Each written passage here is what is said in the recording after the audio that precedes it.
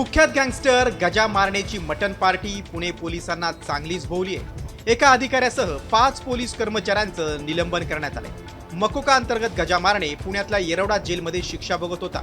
त्याला काही महिन्यांपूर्वी सांगली कारागृहात घेऊन जात होते। त्यावेळी गजा मारण्यानं पोलिसांसमोरच महामार्गावरील ढाब्यावर मटण पार्टी केली। आरोपी असूनही ढाब्यावर जेवण देणं आणि बेजबाबदार वागणुकीमुळे पोलिसांवर कारवाईचा बडगा उचलण्यात आलाय।